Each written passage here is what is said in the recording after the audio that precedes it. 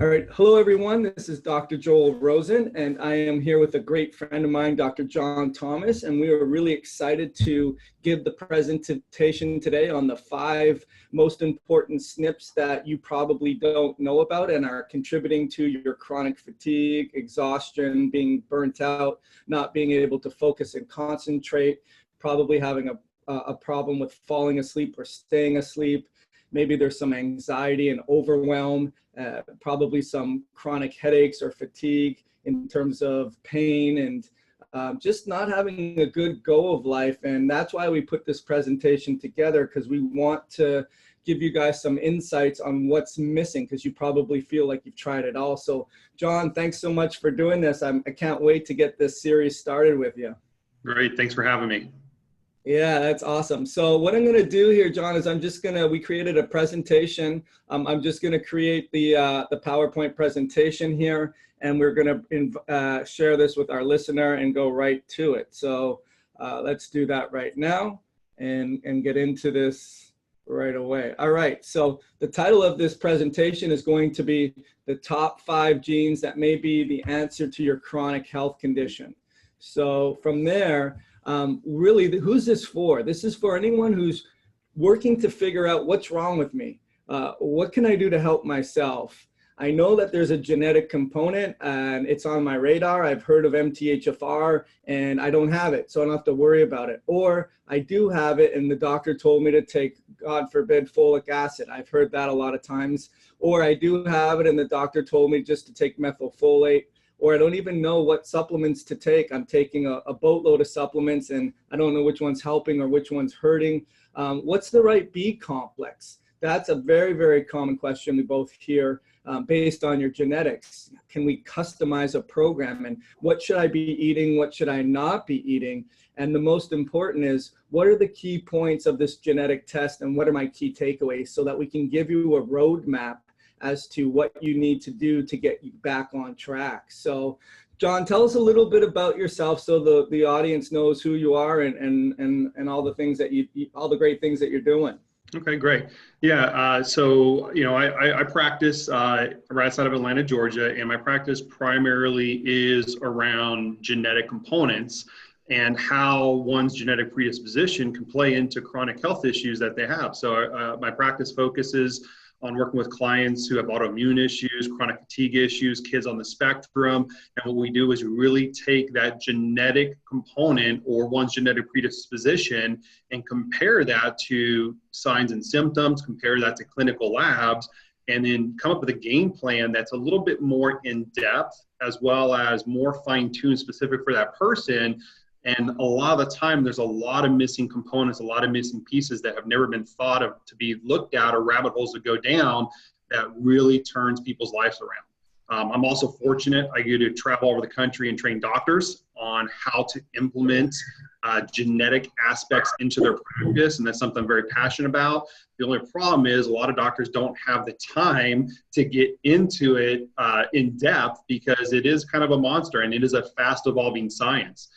So, this is what I do day in, day out, is look at these genetic aspects and how it, plays into, chronic health issues.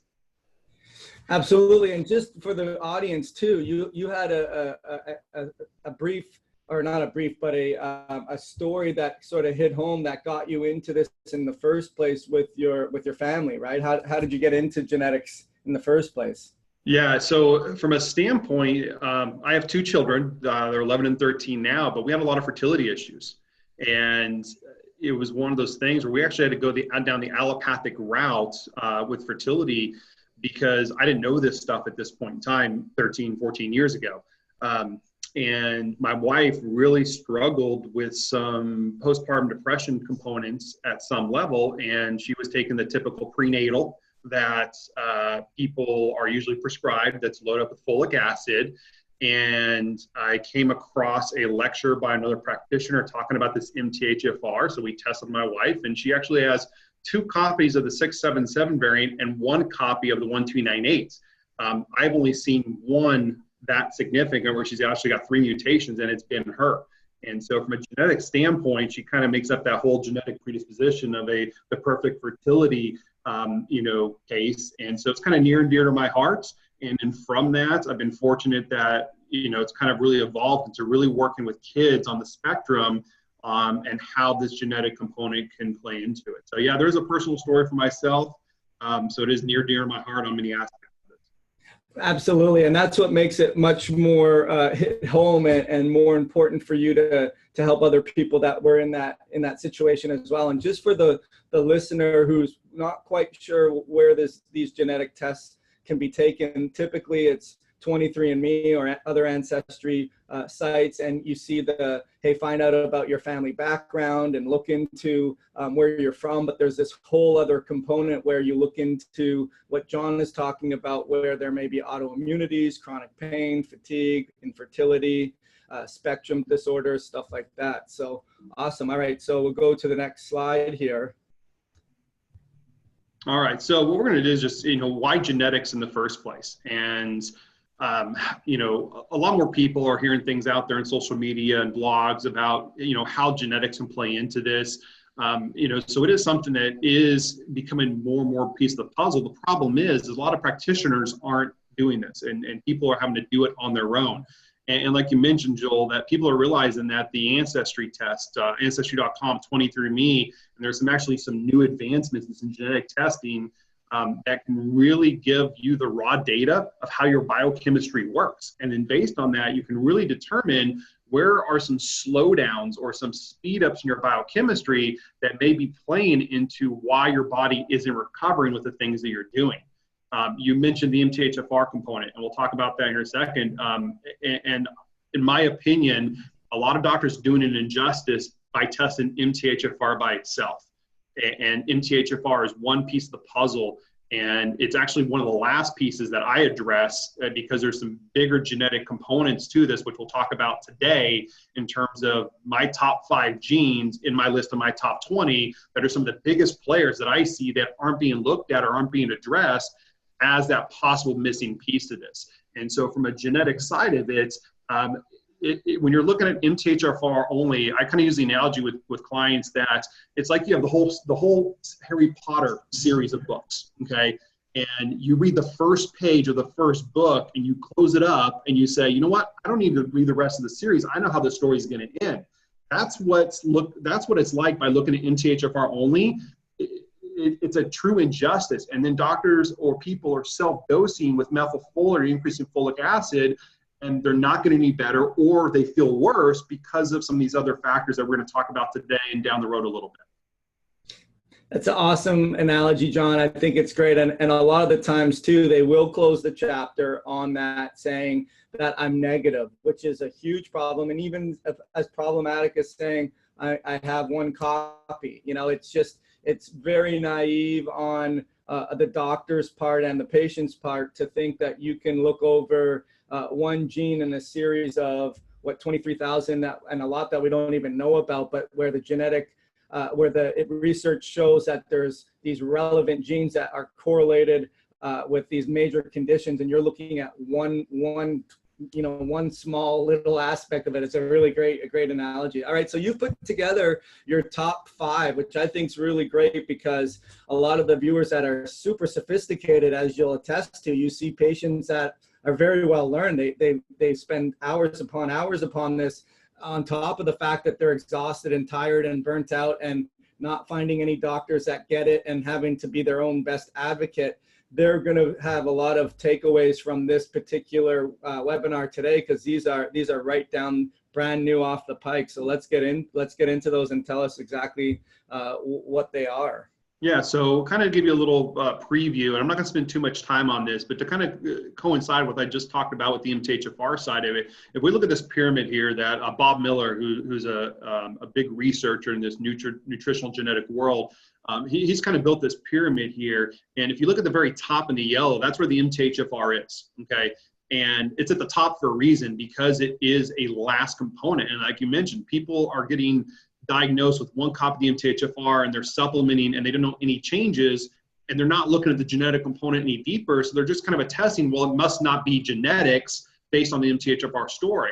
And so we're going to talk today about some of my top 5 genes that are in the bottom half of this pyramid in this green and white section, because these are foundational things. And it's more than just loading up on a B complex or methylfolate. If you have some of these foundational things at the bottom of this pyramid that are genetically altered, that could be driving alterations in your biochemistry, that is a huge hurdle of why you can't recover and why you can't get to the next step through the recovery process. And so what we're going to do is we're going to jump right in, and we're going to talk about these top 5 genes. Some of them I'm going to talk a little more in depth with. Some of them I'm just going to touch on, because we're going to have some follow-up, to this, so people can get a better understanding down the road on how to really delve into this a little bit more if that's something they want to do. Right, and just to follow up on this slide, I think that it's really important for the viewer who is overwhelmed and is doing all of this research and wants a simplified version of what can they really do, what are the takeaways. And what John is saying is that because it goes beyond MTHFR, we can really get lost in the weeds. And what we want to do is we want to teach you the systems of the body and how the body works, in the sense of the enzymes that are needed to run the energy production systems of the body, so that we can neatly give you an organized step-like fill in the blanks based on your own susceptibilities game plan, so that you'll feel very confident that you know what your next steps are. So we'll go to the next. Yep. Yeah. All right, so we always talk about genetics, and there's the epigenetic component, which people are hearing that buzzword. And basically what that is, it's kind of our lifestyle and environmental aspects that really makes a bigger impact on our genes. And so even though we're talking about my top 5 genes, the genetic mutations sometimes are not the be-all, end-all.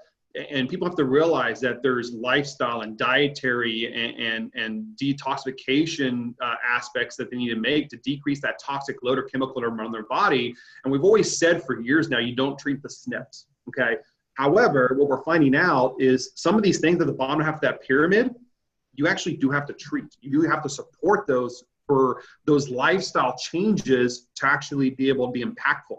And so that's what we're kind of getting into, is like, what are those SNPs that maybe are more epigenetic driven, that are due to dietary and lifestyle components, but what are some of those foundational things that you actually have to consider supporting for everything else you're doing to be that much more effective? And so let's just go to the next slide and jump into these and start talking about my top 5, okay? So my number 1 on my top 5 is this ABP1, or it's also called the AOC1 gene. And basically what this gene does is it codes for an enzyme in the gut called diamine oxidase, or DAO. All right, if you go to the next slide, Joel, basically what DAO does is it's responsible for breaking down histamine in our small intestines, okay? So whenever we eat foods, especially foods that are moderate to high in histamine, our DAO enzymes go to work to break down that histamine to prevent more histamine from getting absorbed into the body, increasing our total histamine load on our tissues or on our body. Now, this is huge, and we'll talk here about some dietary components, because a lot of people are consuming a moderate to high histamine diet with a lot of the dietary programs that are out there. And this ABP1 gene, if people have mutations here, they're going to have a decreased ability to make DAO enzymes, which means that they're going to have a decreased ability to control the gut histamine burden.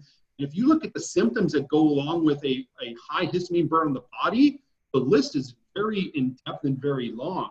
And so when we talk about genetics, in terms of home runs, this sometimes can be a home run and a life-changing component. I have many patients that we put on DAO enzymes that have mutations here, and they say, please don't ever take me off that, because it's the first thing that's made such a drastic impact in their life. Now, I'm going to talk a little bit more about this, but just real quick, there's a confusion about DAO enzymes, okay? DAO enzymes from the ABP1 gene are diamine oxidase, which break down histamine, but there's also a DAO enzyme that you're going to see in genetic reports that isn't this. It's a DAO enzyme that really is responsible for neurotransmitter regulation, specifically GABA. And so if you're looking at a printout from some of the interpretation site that mentioned you've got DAO genes variants, that's not what this gene is. That's something that's maybe not as relevant. You're looking for the ABP1 or the AOC1 genes that are talking about that gut histamine component, okay? Now, if you go to the next slide, Joel.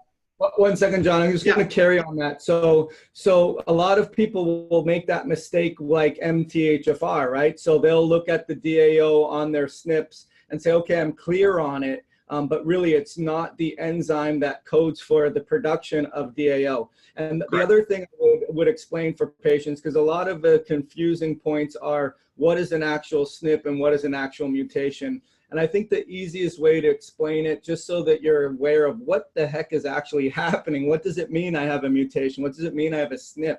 It basically means that your body is like a computer programmer, or your body's like a photocopy machine, or the example I use is the body is like an old credit card processing machine. So if you have a credit card and you put it in the credit card processing machine, of course this is a simplified version, but this is how you can conceptually grasp what a SNP means.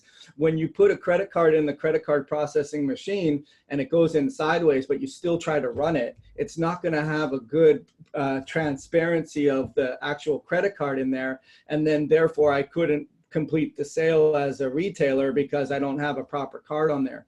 The example is the same way, especially with the ABP1 or the AOC1 is that this is a transcriber of an enzyme that breaks down histamine in the GI tract, which is going to help you reduce any inflammatory reactivities or allergies or mucus or other types of inflammatory reactions that the majority of you guys are dealing with upset this GI and immune problems. So the basic analogy is that your body is ineffective if it's a plus SNP, meaning just a parent, one parent gave you or both parents gave you it. It's going to be a lot more challenged in being able to make a photocopy version of that enzyme so it can continue to do its job. Would you say that's accurate, John, or is there anything that's no? Yeah, that's a great analogy, and you know we're going to put together a training components that's going to go into that, because if this is new to some people, and some people are very educated and kind of understand what SNPs are, but somebody that's new to this or is looking to figure out, okay, I haven't gone down this genetic rabbit hole yet, we're going to put that together, something that's really going to explain that, so that all these things that maybe we're talking about today and you may not understand, we're going to make sure that you have a foundation to really understand what we're talking about from A to Z. And so today, basically what we want to do is we want to get through these, we want to talk about these genes that are players that may give you insight and say, hey, I have to go down this genetic road. But the credit card analogy is great, and we'll give a couple other ones on future trainings, because you know, I think it's huge that people have an understanding of when they have a report like this in front of them, what does it mean? How are they able to interpret it? Because like I said, there's limitations and practitioners out there that have an understanding in this as well. All right, great. All right. So what, like we talk about signs and symptoms, you know, and that sometimes is the biggest telltale that can give us an idea of, okay, is this a player? So the signs, someone that has a decreased DAO enzyme activity in the gut due to genetic factors with this ABP1 gene, you know, your typical things that you would think that's anything maybe histamine related, like sinus or allergies or asthma components, but histamine increase or this DAO deficiency story can lead to a whole other list. And so here's a short list of some of the signs and symptoms. You see cardiovascular symptoms like hyper, as well as hypotension, increased or decreased blood pressure. You can see migraines, headaches, dizziness, vertigo issues. Obviously, most people notice immediately, the GI components like IBS, bloating, constipation components, nausea, vomiting. But you can also have some things that aren't related to gut, that are big and common players in this, like muscle and joint pain, skin issues. Chronic fatigue components is a big thing. Histamine is one of those things that if it's not controlled, it's like literally sucks the life out of you day in, day out. And then clinically, one of the things is that we see a lot, if I'm doing a consultation, through a video or in person with a client and they've got dark circles under their eyes, those allergic shiners, that's a telltale that there's something going on with histamine more often than not. And a lot of times it can be pinpointed back to DAO deficiencies and an inability to control gut histamine. Okay. So then if you go to the next slide, we'll talk about this story right here, because this is a big player. Okay. And ABP1 and leaky gut, there's a huge correlation between histamine and leaky gut issues. And so what we see is people are doing leaky gut programs, or they're working with a practitioner on leaky gut issues because that's maybe the telltale and why they have an autoimmune issue, because barrier system compromise is huge. But the thing is people's guts aren't healing. Okay, they're doing labs, and then they're doing a protocol for 4 to 6 months and redoing the lab, and there's not a significant change in those leaky gut components because histamine is a huge player in this. And how this works is if you have decreased DIO enzyme activity, you're going to have an increase in gut histamine, and eventually that's going to lead to an increase in a protein called zonulin. And what zonulin does, it's the gatekeeper. It opens up the tight junctions or the doorways between our gut and our bloodstream. So when you eat food, you are going to break those nutrients down and then absorb them from the gut into the bloodstream through these tight junctions. And so when your body's ready to absorb these nutrients, zonulin levels should rise, allowing the door to open. And then when you're done eating, zonulin levels should decrease to be able to shut the door to protect the outside world of the gut from the inside world of the bloodstream to create that barrier system. Now, what happens is if histamine levels are high because you don't have enough DAO enzymes to break down the histamine in the food you eat, what's going to happen is zonulin's going to stay high. Okay, and so I run leaky gut tests on clients all the time, and we see zonulin levels sometimes just don't change, and that's kind of in the last year kind of sent us down this rabbit hole to figure out how does histamine play into this. And this is in the literature, and we see it clinically that to truly heal the gut and to get zonulin levels down, to close those doors, you got to decrease histamine. And so one of the approaches in terms of leaky gut protocols is somebody, even if they have gene variants or not, should probably consider a low histamine diet or even supplementing with DAO enzymes to control that leaky gut issue. Because if histamine stays high, somebody's going to have what I call a functional leaky gut 24/7. Those doors are never going to close. Okay. Yeah. So just to give a little more insight on that, let's say you go to a functional medicine doctor who's doing their due diligence and they understand this concept of permeable membranes and gluten reactivity, and hey, let's do a test. Let's test zonulin and let's test your permeable membranes and what foods you react to. And you, sure enough, you have a gluten reactivity or dairy reactivity, and you also have leaky gut. Then you'll do exhaustive autoimmune protocols. So you remove foods and you do a lot of glutamine and a lot of different support, which can be good, but then you do a retest and nothing's changed. So what John is saying is this is where the genetic component comes in, where these 5 genes that no one's talking about, when it's on your radar and you do that before the protocol ensues, now you're not just basing it on removal and certain nutrients, but you actually understand the cause is going to be permanent in terms of your genes are what they are. And here's what we need to do in terms of giving you I guess a compass or a GPS setting so that you can continually keep your finger on the pulse and get to the root cause of the problem. Have you had patients that you've uncovered this and you have a strategy where that you see the zonulin levels go down and the histamine levels go down and their gut repair fix themselves? Absolutely. And I think the great thing about it, Joel, is we're seeing it in about half the time. You know, and so by controlling the histamine, the things you're doing like glutamine or colostrum or things to heal the gut, those nutrients that have powerful impact can do their job because you've removed a huge barrier or hurdle that is dampening their effectiveness in the first place. Okay. Right. All right. Great. Yeah. And to kind of add on to that a little bit too, is something we don't talk about is those zonulin proteins are in the brain as well. They opened up the blood-brain barrier. So a lot of times that histamine burden can cause leaky brain, which is something we can talk about in future training components. So the question is, you know, if you have ABP1 gene variants, what do you do? Okay. And the first thing is you really should consider a lower histamine-based diet is number one. And then so the question is what are foods high in histamine? And there's a lot of conflicting information out there on what foods are high in histamine, and the lists vary from website to website. But if we look at this list of foods here, fermented foods, coconut, meats like bacon and ham, soy, you know, wheat germ, healthy oils like avocado oil and almond oil, you know, cheeses, most nut butters, cacao, stevia, coconut sugar, wine, alcohol, all those foods are high in histamine. And if I just look at that food list right there and I say, okay, if I'm putting somebody on a leaky gut protocol, well, a lot of fermented foods are recommended. If we're talking about somebody doing a ketogenic diet, you know, meats and oils and cheeses. So a lot of the dietary trends out there now in terms of, you know, AIP diets or, you know, leaky gut diets or ketogenic diets, those are moderate to high histamine based diets. But it doesn't mean somebody can't do that diet. What they need to do then is maybe consider supplementing with DAO enzymes and determining what is the dose of enzymes they should take to be able to help break down the histidine or the histamine in those foods. Okay. Another component with this is probiotics. and I know this is something you know, Joel, as well, but a lot of the probiotic strains tend to be high in histamine. And so if we're doing things to reestablish our gut bacteria and we're taking probiotics on a daily basis and we can't control the histamine burden, it's almost like squirting lighter fluid on a fire every time we're taking those. And you're doing the right thing to reestablish the gut terrain. But the thing is we're keeping the gut leaky and we're keeping those symptoms there because we're adding to the histamine burden on our brain or on our body.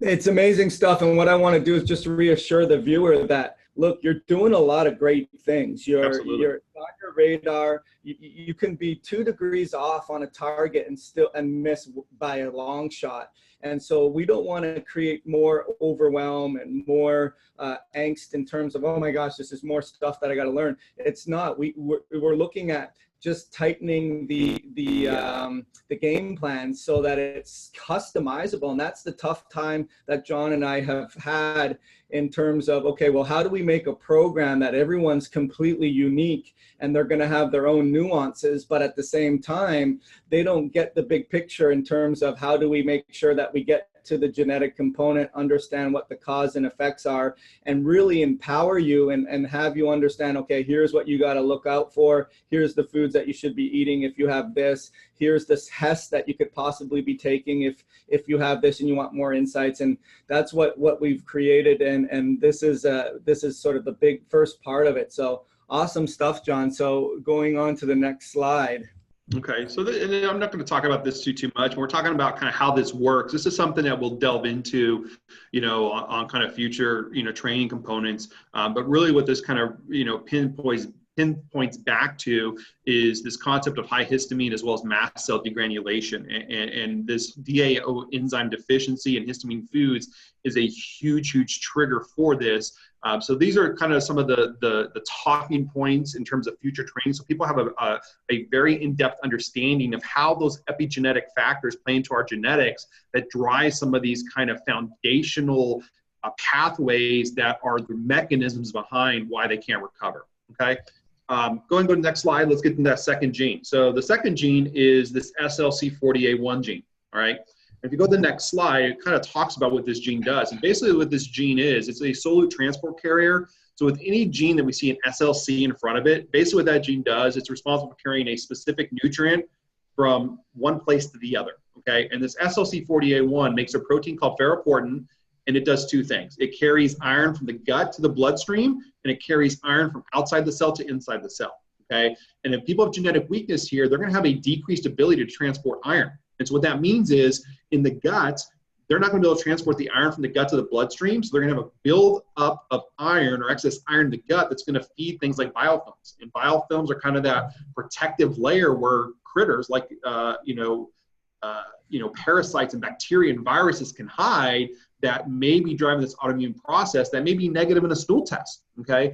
And so looking at the genetic component can maybe give more insight into, hey, what's going on if somebody's blood work comes back and they're anemic, maybe they just can't get it from the gut to the bloodstream and all the biofilm is sucking up all their iron. The second thing we see is the inability to take iron from outside to inside the cell. And that's a huge one because that is a huge inflammation driver. When you can't get iron to be adequately transported into the cell to be utilized properly, that excess iron is going to bind with hydrogen peroxide, create what we call a Fenton reaction. And to keep it very, very simple, that excess iron that's hanging around the outside of the cell is going to drive inflammation. It's going to drive some pretty nasty, massive inflammation. And so when I look at patients and we look at labs and iron components, if they have subtle issues in terms of excess or decreased iron, and they have these genetic pieces, red flags go up because they're not going to be able to utilize and regulate inflammation. And until they do that, they're not going to be able to get anywhere. And so the more I do this, there's 2 things that are becoming priority number 1, where it used to be like, hey, we got to fix the gut, or we got to, do some adaptogens to get the adrenals going. For me, it's like, what's going on with histamine and what's going on with iron? Because what I see is if those 2 stories are not regulated and supported, nothing else that somebody is doing is going to maybe have a consistent and stable effect going forward. And what's really amazing about this too, John, is it almost feels like it's the 8-track tape in the medical model still being used in the playing of music system in terms of the lab ranges for both of these markers, say iron and ferritin, they're not really reflective of these potential subtle changes that you have or susceptibilities that you have in terms of bringing in iron into the cell and what's actually going on with iron. And I think that not only is it a mission to educate and empower the end user, but also empower the doctor so that they can empower the end user too, because this is a massive, massive problem that you probably see. And how much of the percentage of the patients that you work with that have some form of iron metabolism issue? You know, I would probably say maybe 70%, you know, because it's a huge issue. And what happens is somebody goes to their doctor and their ferritin levels are low or they're high or their serum iron's low, and they just give them iron and they don't feel any better. They feel worse because there's this gene, but there's also about 5 other genes regarding iron that are also players in this that I look at to get this whole story, because it is becoming such a huge, huge driver that if you can't control this inflammation, it's going to deplete your glutathione, which then, you know, you lose that response to detoxify as well as to modulate your immune function to help fight critters and prevent autoimmune expression. And so this is a huge, huge component. And so when we do future kind of trainings on this, these are some of the stories that we're going to hit pretty hard, because I would probably say that, you know, 70% of the time, people are going to have, of these top 5, 1 or 2 of these players that if they start supporting correctly, is going to make a huge impact in everything else they're doing. Awesome. All right, let me go to the next slide. This is a diagram that kind of shows this. If you look at that kind of big red thing, kind of star in the middle there says damage to protein, you kind of work your way up to that OH negative. Basically, that's a hydroxy-free radical. That is inflammation, and that's the byproduct of hydrogen peroxide and iron binding together, and that is some pretty nasty inflammation. There's some really great advancements in approaches. You know, it used to be antioxidants, but now there's companies that are making things like hydrogen water. And hydrogen water is powerful at clearing these hydroxy-free radicals. And that's another home run I've seen with patients, that they've had the spinton reaction going on and that iron is driving inflammation. We can get them doing hydrogen water, and it starts really being able to control inflammation. And then we can kind of work backwards to really control that iron story. Okay. I'll go to the next slide, number 3.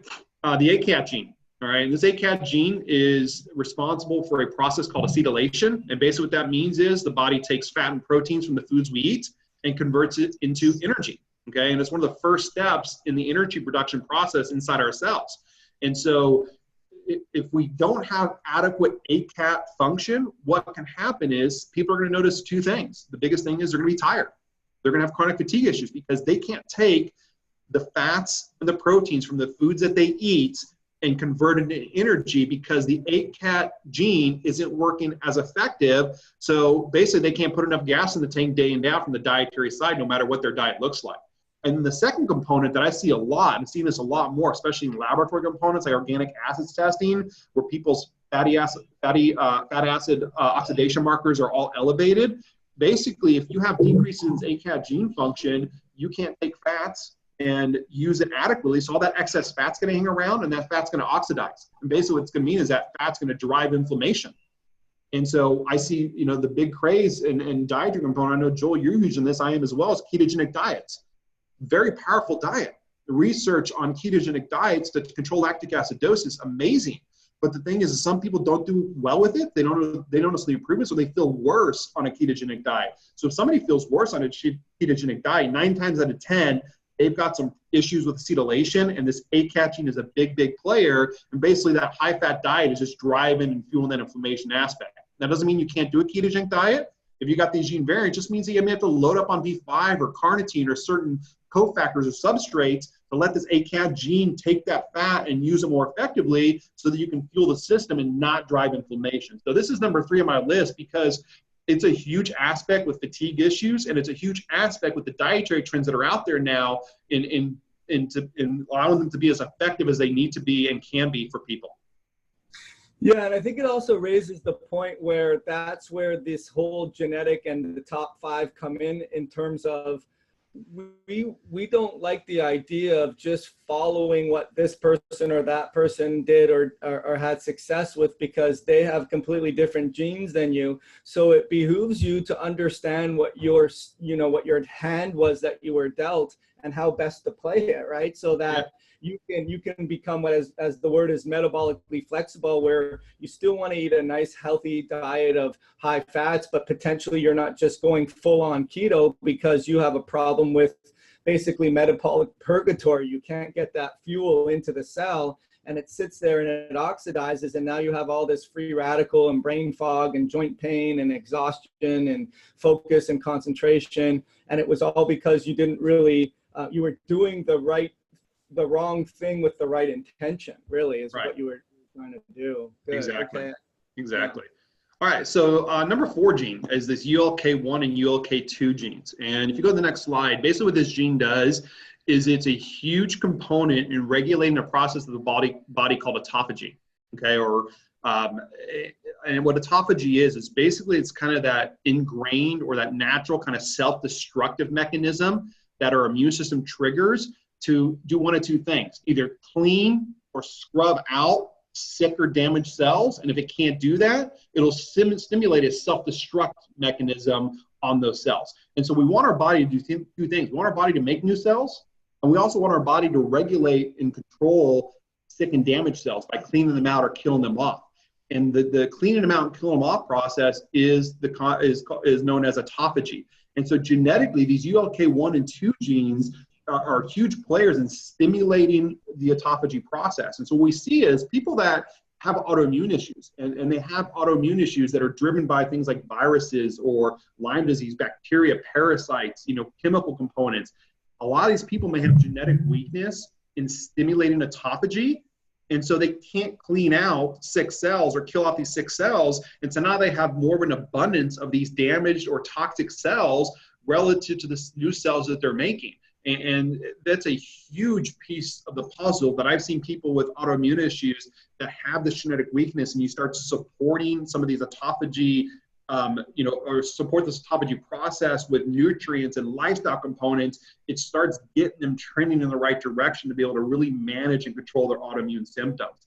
Now, one big thing that's a huge craze right now, and a huge benefit in the medical literature, is intermittent fasting. A lot of people are doing it for weight loss or superficial issues. But the thing is in the research, intermittent fasting stimulates the process of autophagy.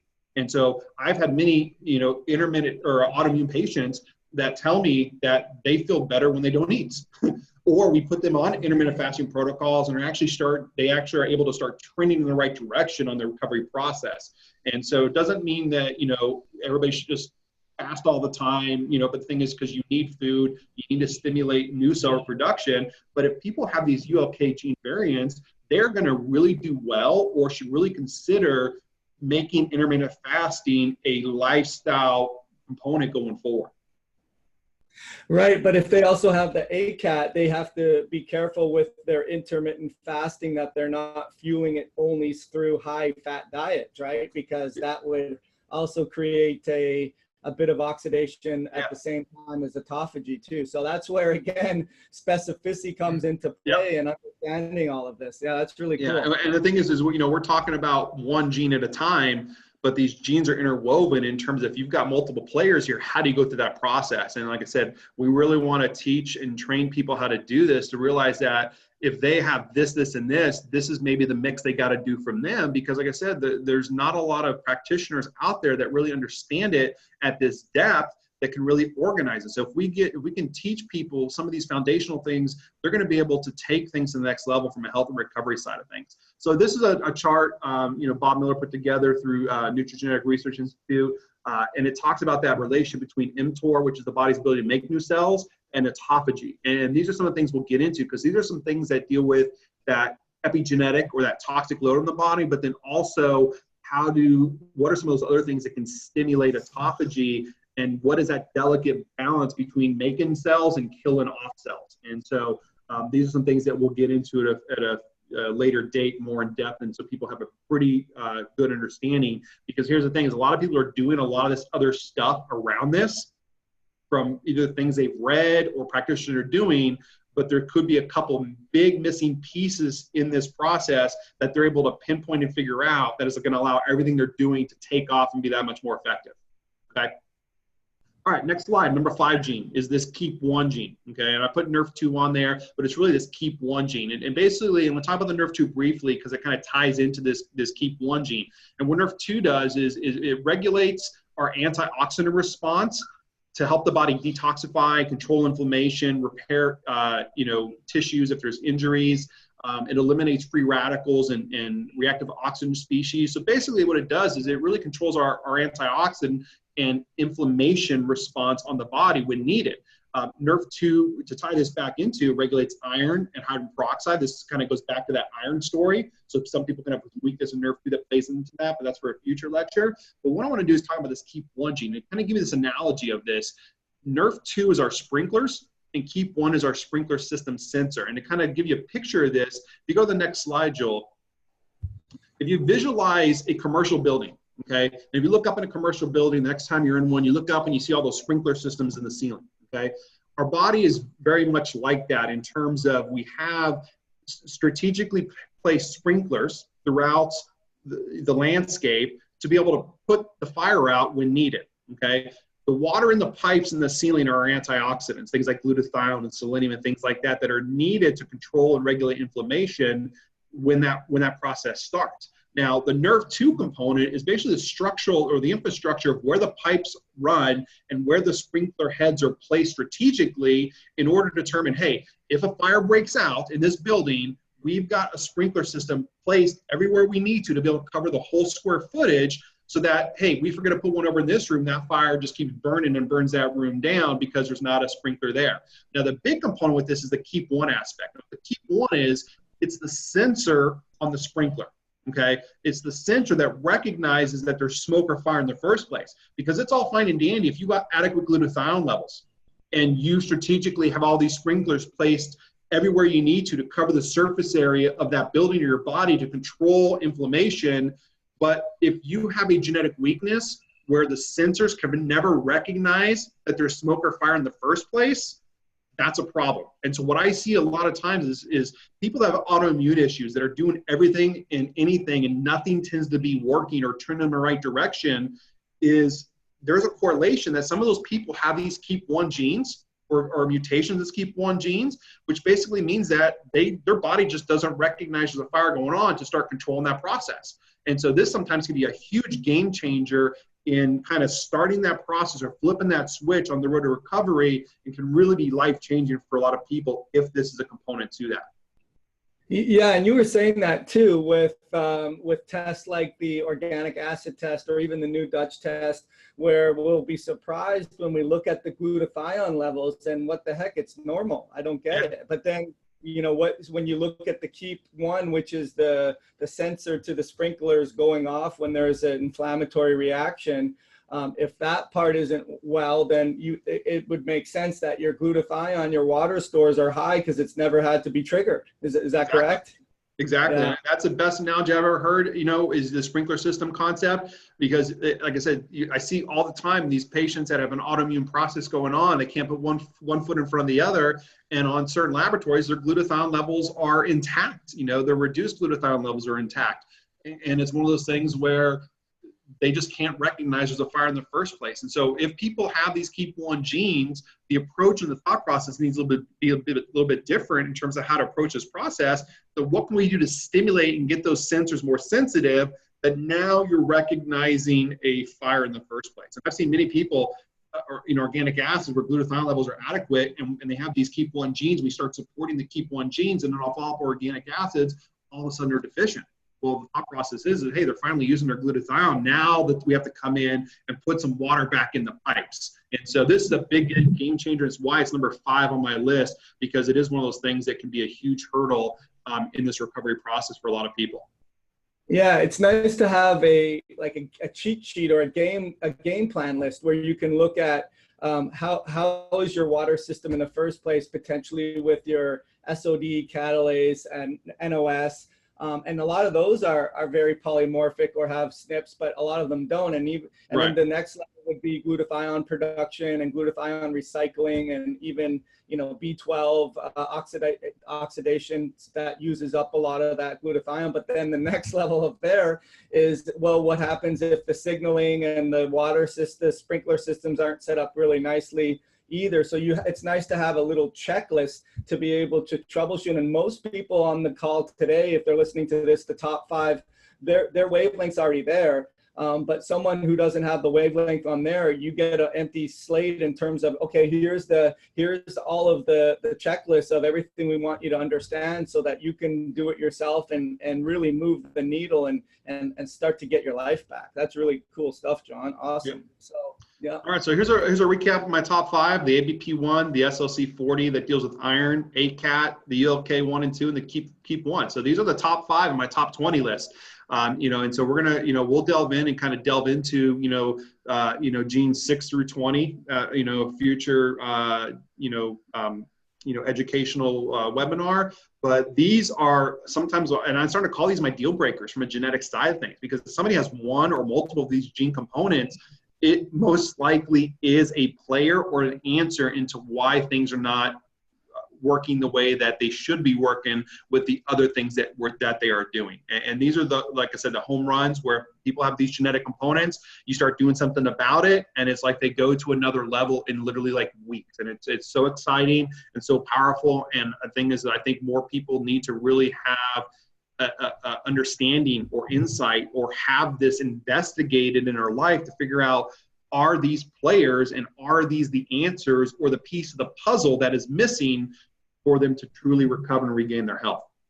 Absolutely. That's great. So tell us what we got planned for you guys, because this is the most exciting part in my mind. Talking to Joel the last couple of weeks when we were putting this together, we were thinking, what else can we do beyond this to be able to give this information out to people? And so what we're putting together here is we call it a genetic investigative, like DIY program. Okay. And basically what this is going to do is it's going to take you from A to Z. It's going to take you through all these genetic components, my top 5, my top 20, and be able to help you have a better understanding of how your genetic predisposition may be playing into why you're not recovering at the rate or the pace that you should be based on the things that you're doing. And so, the program we're putting together, in my opinion, is going to be absolutely life-changing for a lot of people out there. And the problem is like I said, there's not a lot of practitioners that have the time to study this and learn this as in depth that they need to do it justice to be able to really hold your hand through this. So we're putting together a program where you can get a baseline educational foundation in how to address this, and then be able to reach out to somebody that's trainer qualified to fine tune or take it to the advanced level if that's needed. And so we're going to cover a lot of topics in this DIY program. Is what genetic tests to do. Okay, you do Ancestry, you do 23andMe, or is there other tests out there that for what's going on with you that may be a better route to go? There's some other tests which we haven't talked about on this call that are more in depth than 23andMe or Ancestry that may be the answer that you have to do to delve into this a little bit deeper. What are the best interpretation platforms for 23andMe or the Ancestry raw data? If you don't understand, we're talking about the raw data, we'll talk about that, as a starting point going forward. But there's websites and programs out there that take your raw data and organize it for you so you can look at it and be able to interpret and kind of get a game plan going forward based on that. We'll get in depth on how to read these reports and how to interpret them, what they mean. We're talking about SNPs or heterozygous or homozygous or 1 copy or 2 copy. You're going to have to understand what all that terminology means. We're going to talk about which genes are relevant. And then that kind of plays into my top 5, my top 20 list. And then beyond that, in terms of what are the genes besides MTHFR that you should look at. Then going back to that pyramid, which you talked about in the beginning of this call, what are the genes in that pyramid working from the bottom up, from the foundational side up, that you need to figure out are the players that got to be addressed first, second, third, fourth, and fifth going forward, like working through layers of an onion. And then the biggest component of this is talking about, if you have some of these genetic factors, what tests do you run?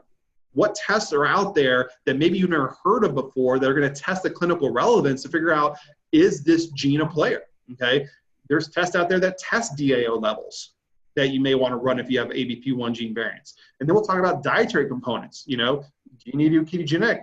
Do you need to do a low histamine diet? Do you need to do a low oxalate diet? Do you need a low sulfur diet? Sometimes you look at your genetics, you're like, I can't eat this, this, and this, and there's nothing left on your plate. How do we prioritize that? What are the nutrient or supplement recommendations that you need to possibly consider for each gene, and how to dose that for optimal function, and actually how to test these pathways, and how to really get clinical insight on your body and get in tune with your body to say, all right, I have this gene mutation. Is it a player? How do I dose this? And what should my response be to tell me if this is something I got to continue doing, and how do I do it going forward? Then we'll talk about some of the buzz stuff out there, like over and under methylation concept. I know there's a big issue right now with like privacy concerns. I know the FBI is hitting some of the gene components, which if you read what that's about, they're not searching things. So basically, if there's a match, if you've committed a crime and there's DNA left, it may pin to their database, and then that'll trigger that. So there are some privacy concerns, but there are some of the new gene tests out there that are doing things a little bit differently to control that beyond what Ancestry and 23andMe do. And those are some things we'll get into in terms of how to protect yourself, and really what the privacy concerns are out there and what they mean, and how to kind of get around that stuff. Because to me, it's risk reward. Is the reward of having this information, does it outweigh some of the risks that are there that maybe aren't as concerned, but you're just kind of reading about there in social media that it's being blown up bigger than it is? So we'll talk about a lot of those aspects, and there's a whole lot more that we'll get into in this DIY program to really allow you to get a true grasp of how your genetic predisposition is playing into your chronic health issues, that is going to probably give you some missing pieces of that puzzle that's going to give your life back. And it's something I see every day, and I know, Joel, you'll see it as well with the clients we work with, that when you look and you play at this genetic level, it gives such profound insight in terms of those missing pieces and how to approach things at a completely different level. It's amazing stuff, John. I used the example when we were naming this. It's like a cold case, right? It's like you had such great faith in the fact that you did this genetic test, if you had done it, and you did it yourself, and you uploaded a genetic genie or something that you got some very little information on, or worse, you just went to someone that didn't give you any proper insights, or someone like yourself and I, where we've been doing it long enough where you evolve and you start to see these little nuances where you can come up with 5 genes or the top 20 genes, where those are the real movers and shakers, that once you get the baselines in place, and you start to add the component of what these new ones are, and use the information that you and I have had with the difficult cases that have had some stagnation and plateaus. Now you're using the information to really move the needle. We're talking about life-changing stuff. We're talking about kids that have the autism spectrum. And tell us a little bit about what you're seeing firsthand, John, with the cases that you're working with, and when you get it right, what you actually see in terms of patient outcome. Yeah, and so from the, to kind of add to that is, this program is for people that are new to this genetic stuff, but also people, like you mentioned, the cold case aspect, that have done their genetics. And the thing is this genetic story is ever evolving. It's fast paced. The information is changing on a daily and weekly basis. My top 20 list changes every couple of months because of that information. So I always tell patients that with this genetic data, hey, we may not have all the answers right now, but in 6 months or a year from now, there may be new information that is presented in the original genetic data that we have that kind of maybe comes to the top of the surface that is maybe a bigger player. And so that's where this information is so profound, because, my son jokes with me, Daddy, when are you going to be done studying, this stuff? I'm like, never. I chose something that is so new and so fast paced that I got to stay on top of it to really understand what the players are and to be able to continue to help people. And so what I'm seeing with my clients and with adults with autoimmune issues, and my passion's really kind of steering towards the kids on the spectrum with this, is just the things that I would do previously in terms of, fixing the gut, detoxifying metals, dietary components, everything that I was doing before with these, I'm still doing those things. Yes, some of the approaches have changed, but what I'm seeing is now we add this genetic story in at a deeper level. What I'm seeing is that the things I did before are working so much better and so much quicker because of some of those genetic pieces that we're missing that we're able to support and unlock that allows all that stuff to be that much more effective. And I love it. Every week I get multiple emails from clients, and they send me kind of just a summary report of how their child is responding to what we're doing in terms of, you know, things like stimming and eye contact and motor skills, you know, all that stuff improving, where it'd usually be like months until I get those emails. Now we're seeing those emails in like weeks addressing this side of things. And that's why I'm calling, you know, some of these things in my top 5 and top 10 deal breakers, because if there is an ABP1 issue or there is an iron transport issue that's there, and you start addressing that and controlling some of those big stressors at a different level, it's almost like you don't have to do as much because the body says thank you and can start regulating certain things on its own. And like I said, it gives me a lot of passion in what I do every day, and be able to help you know, clients all over the country and the world from this side of things. But the biggest take home, like I said, the things that we're doing work that much better and that much quicker when we address and look at genetics at a in-depth level like this. Right. It's a lot of great points in there. And I think one of the great points that you pointed out is for those that have already done the test and crossed it off their list and said, okay, I've already done the most that I can. Well, it's like, well, wait a minute. There's this whole new research that came down the pike that we can now reopen the case, right? Like we talked about, like not so much a cold case, but, you know, a case that didn't convict the murderer, you know, for many years. You want to put him away from life. That's where, you know, having these extra tidbits of information can just catalyze and accelerate your improvements to another level. So what we got planned is to really give them a little insight on what the next webinar will be. We'll basically be explaining, okay, now that you got these 5 genetics SNPs that are profoundly improving that you may not have known about, what do I do? Like, how do I actually formulate a game plan? How do I organize it? How do I understand what the basics are? What does it mean to pulse nutrients? Or what testing can I do and put it in a systematic way? And what else do you want to add to that, John, in terms of what we will be providing on the next webinar? Yeah, and so I think, you know, next webinar, I think what we're going to probably do is provide some of the starting points, like the foundational components, almost like with this DOI program. It's like, you know, maybe we'll just consider saying, hey, we're going to present the first kind of section or module to this to everyone out there to give them a little bit of an insight and kind of what we're going to be doing going forward, to see if it's the right fit for them. And to me, you know, if somebody's struggling out there and they're still missing pieces to their recovery process, you know, I strongly encourage them, you know, hey, delve in and look at this genetic side of it. And if they can't find somebody out there that can work with them in depth, you know, this is a great starting point that's going to give them the knowledge and the foundation to be able to take control of their own health, you know, going forward. So I think our next call, like I said, we'll just talk about, hey, what's this program going to entail, and what is that first module or section of this, so people can get a little bit insight in terms of, hey, what we're going to be doing and what we're going to be providing to them. And then they can decide, hey, do they want to go down this genetic rabbit hole to figure out if it's a piece of the puzzle or not.